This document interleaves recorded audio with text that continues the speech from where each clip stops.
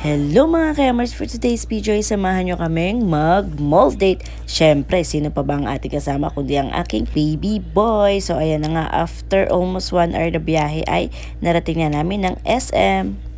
Here's SM. Lunch muna kami. Ay, shopping muna. Shopping daw muna siya ng mga markers sa National Bookstore.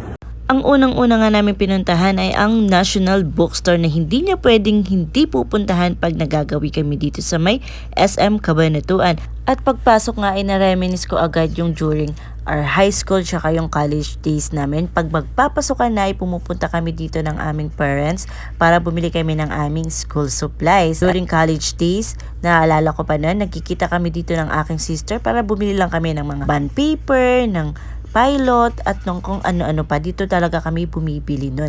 Kasi hindi pa naman uso nun yung mga online shop. At ayan na nga, nagbayad ang aking anak. Grabe, para sa kanya yung pag-shopping na to, kahit 2 items lang ay tuwang-tuwa na siya. Basta makakapasok lamang dito sa National Bookstore. So, we will eat na. Sa kakain, sa Chowking kami kakain. Sa Chowking nga namin naisipan mag-lunch pero dahil hindi available yung mga noodles ay nag-take out na lang kami ng paborito ng Chowpan at sa may Burger King kami umorder ng aking ila-lunch. Ang aking natipuhan ay burger, yung grilled flame burger nila na may cheese na favorite yung orderin din dito kasi napakasarap. So let's eat, kayamers! At ang sarap nga ng lunch namin, kahit napakasimple lang ay sobrang saya kasi sabay namin at syempre lunch date namin tong dalawa. Super ni-request niya talaga na mag-mall kami nitong time na to. Kaya naman ako agad-agad nagsara ng shop at nagpunta kami rito.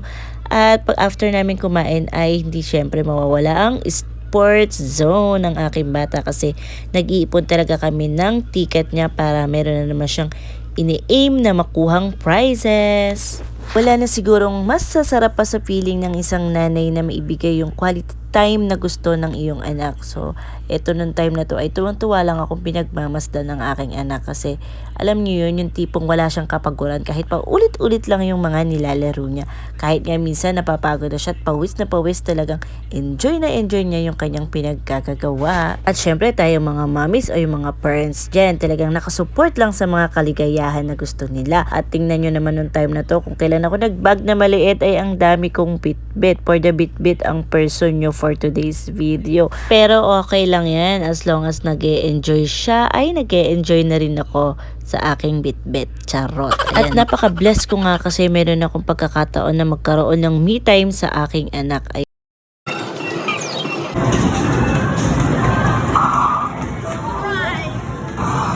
At alam nyo ba, nakakalibang talaga yung mag-arcade. Ang daming larong pwede nyong laruin. And ito na nga, isa din sa paborito niya, ang bowling. And after nyan, makalikob ng ticket at makapag-enjoy sa laro, ay pinakount niya na yung kanyang ticket at yung resibo ay tinabilang namin para pag nakuha na namin yung certain amount na gusto niyang makuhang prizes, ay ipapapalit na namin to. So, after maglaro, alam nyo na, for the gutom ang mga person at nag-crave kami pareho sa siomai. So, let's eat!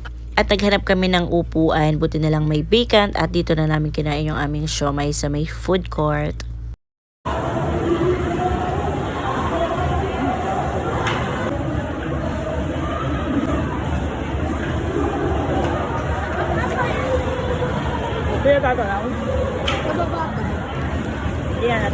At habang kumakain nga ay nagkukwento lang ang aking anak, syempre for the kinig tayo.